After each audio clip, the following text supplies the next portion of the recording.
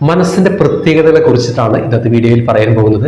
Hi, ഞാൻ Biju Balagopal, counselling psychologist, corporate trainer, hypnotherapist and NLP master practitioner. മനസ്സിന്റെ പ്രത്യേകതകളിലെ ഒന്ന്, എപ്പോഴും നെഗറ്റീവിലേക്കുള്ള ടെൻഡൻസി വളരെ കൂടുതലായിരിക്കും. പോസിറ്റീവ് ആകുന്നേക്കാൾ ഈസിയാണ് നെഗറ്റീവ് ആകുന്നത്. ഇത് വല്ലാത്തൊരു പ്രത്യേകതയാണ്. ഉദാഹരണത്തിന് നിങ്ങൾ നിങ്ങളുടെ ചിന്തകളൊന്നും എടുത്തു നോക്കുക. ഭൂരിഭാഗം വരുന്ന ചിന്തകളും നെഗറ്റീവായിരിക്കും.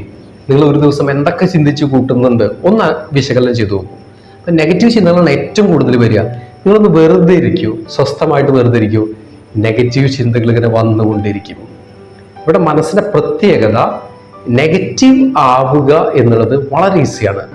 പോസിറ്റീവ് ആകണമെങ്കിൽ അതിന് വേണ്ടിയിട്ട് വർക്ക് ചെയ്യണം. മനസ്സിലേക്ക് ഒരുപാട് പോസിറ്റീവ്സ് കൊടുക്കുന്ന സമയത്താണ് പോസിറ്റീവായിട്ടുള്ള ഔട്ട്പുട്ടുകൾ വരിക. അതുകൊണ്ട് മനസ്സിലാക്കേണ്ടത് നെഗറ്റീവിലേക്കുള്ള ടെൻഡൻസി മനസ്സിന് വളരെ കൂടുതലാണ്. ദുശീലങ്ങളൊക്കെ ഉണ്ടാക്കിയെടുക്കാൻ വളരെ ഈസിയാണ്, പക്ഷെ പോസിറ്റീവായിട്ടുള്ള ശീലങ്ങൾ ഉണ്ടാക്കിയെടുക്കാൻ കുറച്ച് ബുദ്ധിമുട്ടാണ്. മനസ്സിന്റെ പ്രത്യേകത ഇതാണ്, നെഗറ്റീവിലേക്കുള്ള ടെൻഡൻസി കൂടുതലാണ്. രണ്ടാമത്തെ പ്രത്യേകത, നെഗറ്റീവുമായി ബന്ധപ്പെട്ട കഥകൾ മനസ്സുണ്ടാക്കും. ഉദാഹരണത്തിന്, നിങ്ങളുടെ വീട്ടിലൊരാൾ ബൈക്ക് എടുത്ത് പോയി 10 മിനിറ്റ് കൊണ്ട് വരേണ്ട ഒരാളാണ്, അരമണിക്കൂറായിട്ട് തിരിച്ചു വരുന്നില്ല. വിളിക്കുന്നു, ഫോൺ റിങ് ചെയ്ത് എടുക്കുന്നില്ല. വീണ്ടും നിങ്ങൾ വിളിക്കുന്നു, ഫോൺ റിങ് ചെയ്ത് എടുക്കുന്നില്ല.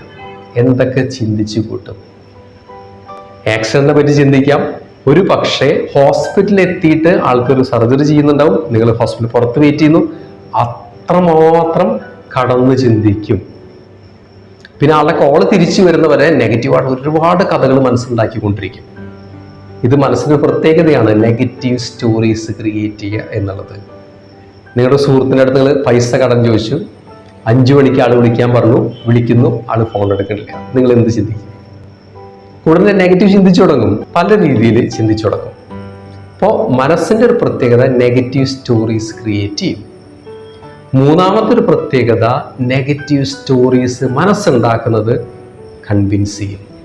അങ്ങനെ ആയിരിക്കും സംഭവിച്ചിട്ടുണ്ടാവുക എന്ന രീതിയിൽ മനസ്സ് തന്നെ ബോധ്യപ്പെടുത്താൻ തുടങ്ങും. നെഗറ്റീവ് കഥ ഉണ്ടാക്കുക മാത്രമല്ല, അത് സത്യമാണ് എന്ന രീതിയിൽ ബോധ്യപ്പെടുത്താൻ തുടങ്ങും.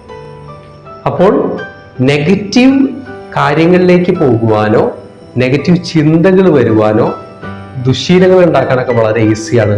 പോസിറ്റീവായിട്ട് മാറ്റി എടുക്കണമെങ്കിൽ മനസ്സിന് വേണ്ടിയിട്ട് കുറച്ച് കാര്യങ്ങൾ അവിടെ ചെയ്യണം. പോസിറ്റീവായിട്ട് കുറേ കാര്യങ്ങൾ കൊടുക്കണം.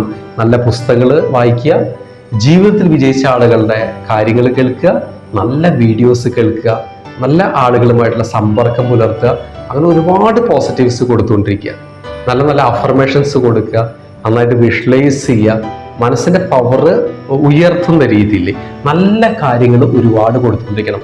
അങ്ങനെയെങ്കിൽ മനസ്സ് പോസിറ്റീവാക്കി എടുക്കാനായിട്ട് സാധിക്കും.